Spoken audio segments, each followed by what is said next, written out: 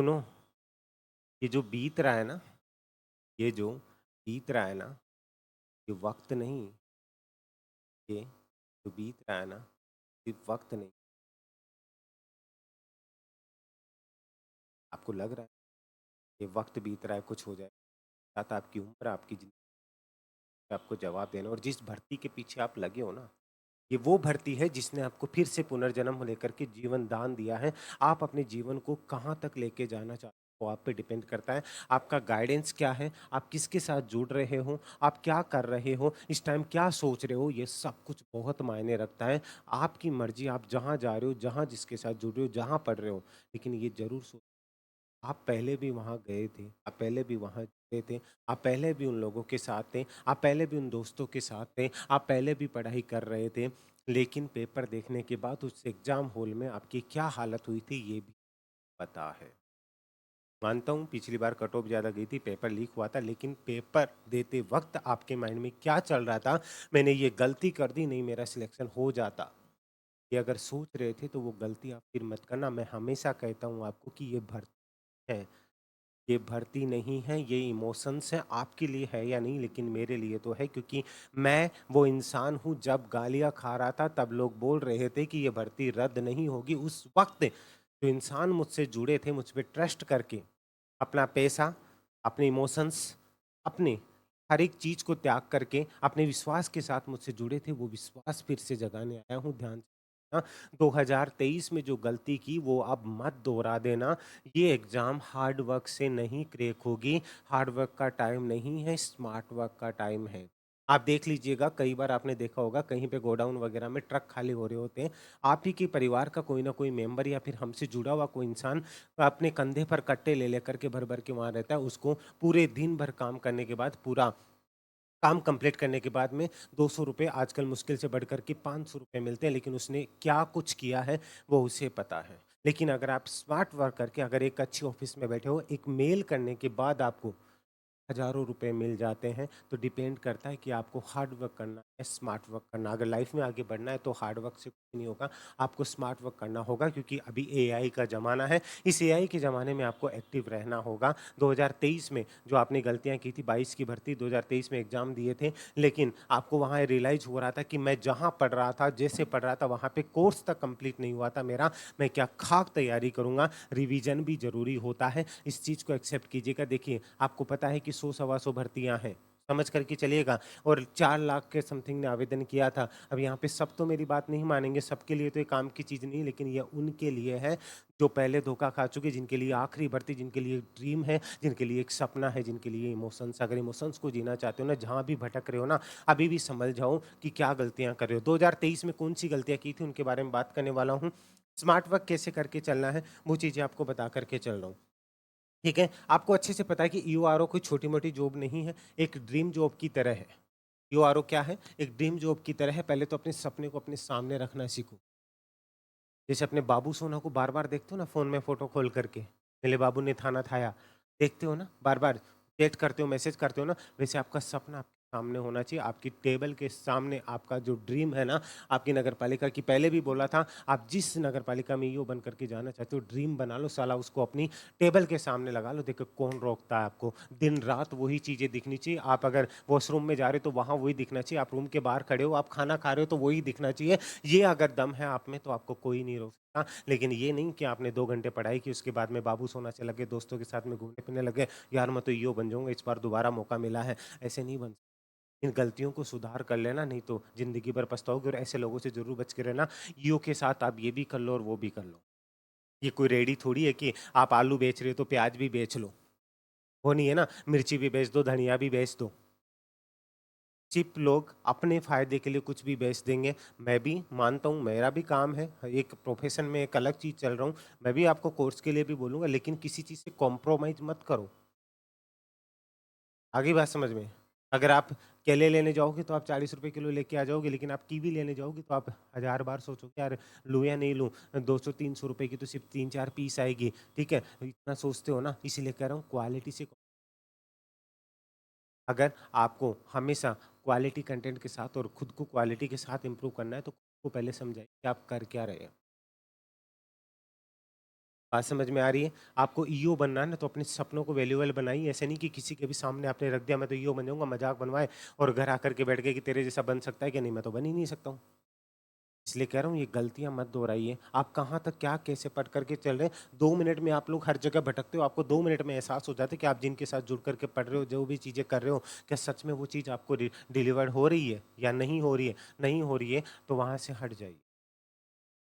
कि ज़माना आपकी फ्री ऑफ कॉस्ट खाने की आदत पड़ गई है कि कोई भी चीज़ आपको फ्री में बना कर के दे दी जाए। मतलब वीडियो में सुना दिया जाए, कानों में ईयरफ़ोन लगा दिए जाए और उधर चैटिंग कर रहे हो, दूसरे फ़ोन में ये सब चीज़ें चल रही है। इन चीज़ों को आप वीडियो देखने के बाद में आप प्रॉपर तरीके से पढ़ ही नहीं पाते, उनके नोट्स बन लिए। जब तक आपके एग्ज़ाम नज़दीक आ जाएगी, 23 मार्च के एग्ज़ाम है, तब तक आपका कोर्स ही कंप्लीट नहीं होगा। तो आपको पढ़ना कैसे, क्या है, ये चीज़ समझना ज़रूरी। मैं हमेशा बोलता हूँ कि पढ़ते सभी और पढ़ाते सभी है, लेकिन ये समझना ज़रूरी है कि पढ़ना क्या है और पढ़ाना क्या है। ये समझ में आ गई ना टीचर को और स्टूडेंट को, तो वो अपने आप क्लियर कर लेगा। अब इसको समझ लीजिए कौन सी गलती, यानी कि 2023 के अंदर बच्चे सबसे ज़्यादा जो डर रहे थे ना, वो आपको पता है कि ये पूरा पेपर 120 नंबर का 2 पार्ट में डिवाइड है, 80 का और 40 का। आपको डराया किसके नाम से जाता है? 40 नंबर वाले पार्ट के नाम से डराया जाता है और आप बोलो नगर पालिका दिनों में आपको ऐसे कर देगा, वैसे कर देगा। अरे कुछ नहीं करेगा।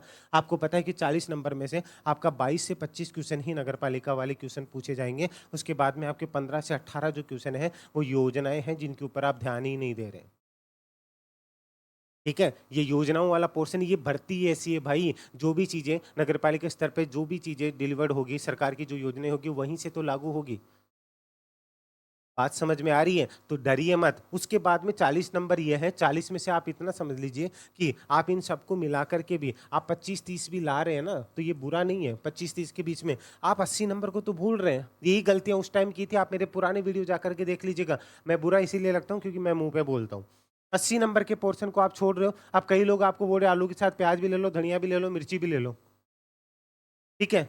ये लोग आरएस के साथ में एसआई भी कर रहे थे, ये सब कर रहे थे, कुछ नहीं हुआ ना। तो वही चीज़ें मैं आपको बोल रहा हूँ कि 80 नंबर के साथ अगर आप इस चीज़ को लेकर के चल रहे हो, तो 80 नंबर में से पोर्शन क्या है? क्या आपने सिलेबस देखा? कल मेरे को एक बच्चा बोलता है कि सर इंडियन हिस्ट्री की कौन-सी बुक पढूँ ईओ के लिए? बोले मैंने पिछली बार भी एग्ज़ाम दी थी। अरे भाई! इंडियन हिस्ट्री है ही नहीं ईओ के अंदर। बोला सर ये बोला है कि आप आरएस के साथ भी तैयारी कर लो। अरे तो आरएस के साथ में चीज़ें एक जैसी हैं, सिलेबस के टॉपिक एक जैसे हैं, लेकिन लेवल का फ़र्क पड़ता है। उस चीज़ को समझ कर के चलिए आप। लेवल को समझोगे ही नहीं, तो कुछ भी कर लो।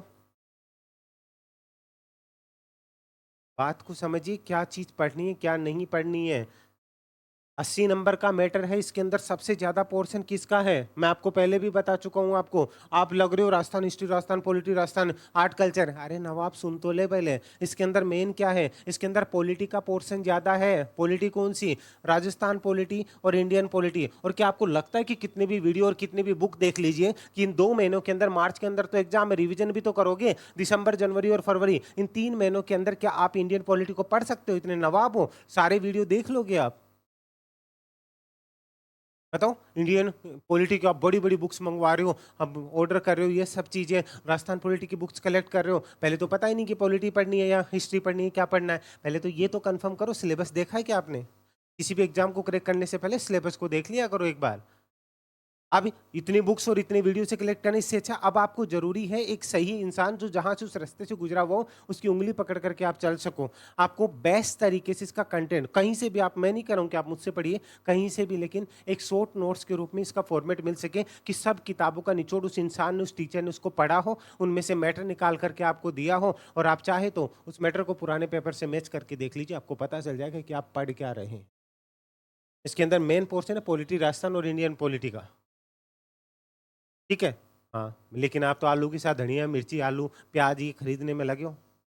कोई नहीं पूछेगा। जब भर्ती रद्द नहीं हो रही थी, जब रोते फिर रहे थे, कोई ये लोग आए थे आपसे पूछने? जैसे ही रद्द हुई, आ गए सामने।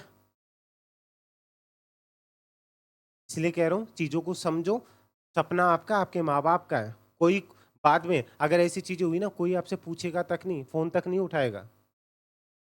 इसमें मेन पोर्शन है पॉलिटी का, करंट अफेयर का। ये चीज़ समझ लीजिए आप। सिलेबस मैंने दूसरी वीडियो में बता दी, इसलिए मैं वीडियो को लंबा नहीं करूँगा। पॉलिटी और करंट अफेयर अगर आपका अच्छा है ना, तो आप इस एग्ज़ाम के अंदर बहुत अच्छा कर सकते हो। 80 नंबर में से फिर आप ये राजस्थान ज्योग्राफी को पढ़ कर के चलिए। ध्यान से समझ के चलिए। इसमें क्या पढ़ना है आपको? राजस्थान ज्योग्राफी देखिए। राजस्थान ज्योग्राफी का एक अच्छा पोर्शन है। फिर हिस्ट्री पॉलिटी देखिए, लेकिन अगर मैं 80 नंबर में से अगर बात करके चलूँ ना, तो आप ये समझ कर के चलिएगा 80 नंबर में से आप 25 से 30 नंबर का जो पोर्शन है ना वो पॉलिटी का है, ठीक है? आपको आराम से 10 से 12 क्वेश्चन करंट के देखने को मिल जाएँगे, मतलब 12 और ये 15 टोटल अगर 30 से 35 क्वेश्चन तो आपको करंट और योजनाओं से देखने को मिल जाएँगे, तो बड़ी बात है। तो यहाँ पे लेकर के चलूँ तो 40% तो 50% तो आप यहीं कर रहे हो, 40 नंबर। मिनिमम बोल रहा हूँ ये तो, आपको लेकर के चल रहा हूँ। सिलेबस को देखा आपने कभी? नहीं ध्यान देते ना, मेन पोर्शन है, आप सिलेबस को लेकर के कभी सीरियस ही नहीं होते। देखिए मैं आपको समझाता हूँ इसके अंदर सिलेबस को लेकर के अगर बात करूँ तो, अगर मैं इसकी सिलेबस की बात करूँ ना तो आप इस पॉइंट को समझिएगा, आपको ये चीज़ समझ में आ जाएगी कि आपको कैसे क्या पढ़ना है। राजस्थान का भूगोल है ना, इसको अच्छे से देख करके चलिए, नया पढ़े या पुराना पढ़े, अभी आप पुराना ही पढ़ करके चलिए। नई चीज़ों में जो अपडेट हुई है ना, आपको राजस्थान की 19 जिलों की एक फाइल मैंने दे रखी है, सिर्फ उसको पढ़ लेना, आपको नया वाला ऑटोमेटिक कवर हो जाएगा। तो आपको यहाँ पे राजस्थान का भूगोल का देख लीजिएगा, राजस्थान के इतिहास, कला, संस्कृति, परंपरा और विरासत, ये वाला पोर्शन है। यहाँ से आपको ज़्यादा क्वेश्चन नहीं देखने को मिले, 20 से 25 क्वेश्चन आप यहाँ से मान लीजिए मैक्सिमम, ठीक है, राजस्थान जीके वाला। लेकिन मेन पोर्शन कहाँ से देखिएगा, भारतीय संविधान, राजनीतिक व्यवस्था, शासन, मतलब भारतीय संविधान दार्शनिक तत्व, भारतीय राजनीतिक व्यवस्था, राजस्थान की राजनीतिक शासन प्रणाली, राजस्थान की राजनीतिक व्यवस्था, राज्य की प्रशासनिक व्यवस्था, संस्थाएं, लोक नीति, अधिकार, ठीक है, और समसामयिक घटनाएं, ये वाला पोर्शन है ना, ये सबसे इंपॉर्टेंट पोर्शन का काम करेगा आपके एग्जाम के अंदर। सिलेबस नहीं है तो आप जाकर के देख लीजिएगा, आपको उम्मीद है ये दिखाई दे रहा होगा अच्छे से, ठीक है। इस पोर्शन को कवर करके चलिए, यही पोर्शन है जो आपको जीत दिलाएगा इस एग्जाम के अंदर। लेकिन इसको लेकर के आप कोर्स कंप्लीट वीडियो कोर्स से कर ही नहीं सकते 3 महीने में, चाहे बेवकूफ़ बनाने के 10 तरीके हैं, ठीक है। इसलिए कह रहा हूँ इस चीज़ को समझ करके चलिएगा। देखिए इसमें जो पार्ट बी के अंदर, अब आपको यही नहीं पता पार्ट बी के अंदर कौन से टॉपिक पढ़ने कौन से नहीं पढ़ने, 6 7 8 9 10 16 17 ये टॉपिक है ही नहीं आपकी उसके अंदर। मैंने पार्ट बी के लिए अलग वीडियो बनाया, उसको जाकर के एक बार देखिएगा। ये वाले पोर्शन आपको पढ़ करके चलने, तब आप इस चीज़ को कवर कर सकते हो। अगर आपको प्रॉपर तरीके से अगर ट्रस्ट है, आप कहीं से भी पढ़िए, आपके जो पहले की जो नोट्स बनाए हुए हैं उनसे पढ़ लीजिए। अगर कोई बच्चा पहली पिछली बार गलतियां कर चुका, अगर जुड़ना एक तरीके से चाहता है और अच्छे तरीके से कवर करना चाहता है ना, तो देख लीजिएगा। पार्ट बी के लिए मैंने नगर पालिका अधिनियम अलग तरीके से प्रॉपर तरीके से आपको समझाया है कि पढ़ करके कैसे चलना है। पहले आपको धाराएं कौन सी किस एरिया में कवर कैसे क्या करके चलना है, वो चीज़ें मैंने कवर की है। और पार्ट ए और पार्ट बी का भी प्रॉपर तरीके से कॉम्बो पैक जो आपके एग्जाम तक अपडेट होता रहेगा।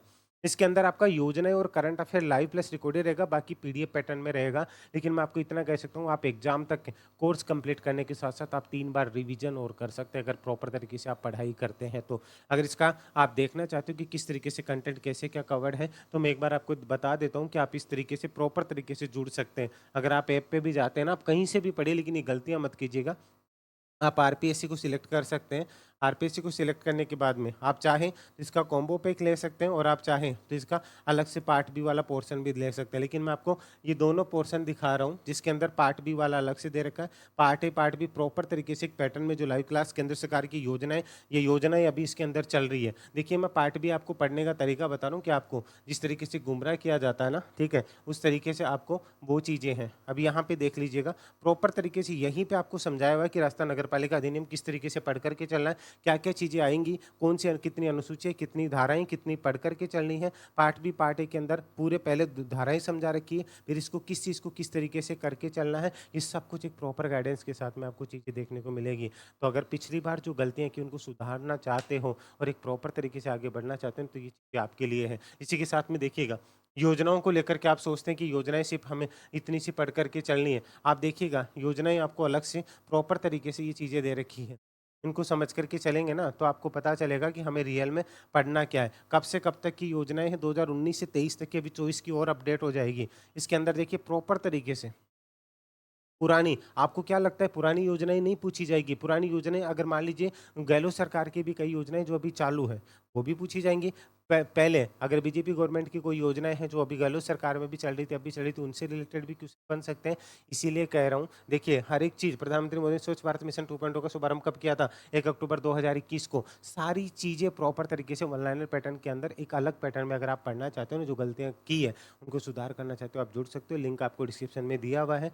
फिर भी अगर आपकी कोई क्वेरी हो इस चीज़ों को लेकर के, तो भी आप यहाँ पे मैसेज भी कर सकते हैं। कोई भी क्वेरी हो आप 7733339343 पर आप व्हाट्सअप कर सकते हो।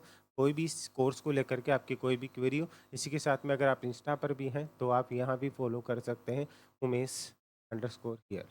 उम्मीद है जो गलतियाँ आपने की थी उन गलतियों पे आप काम करेंगे और इस बार इस सपने को नहीं खोने देंगे। इसी उम्मीद और विश्वास के साथ अभी के लिए इजाज़त चाहता हूँ। जल्द मिलेंगे। एक प्यारी-सी स्माइल फेस पे रखिएगा और हाँ, मुस्कुराते रहिएगा। आप हमेशा साथ और वीडियो को लाइक करके शेयर ज़रूर कर दीजिएगा और चैनल को सब्सक्राइब को टेलीग्राम का लिंक दिया हुआ है, उसे ज़रूर जॉइन कर लीजिएगा। तो अभी के लिए इजाज़त दीजिए। जय हिंद।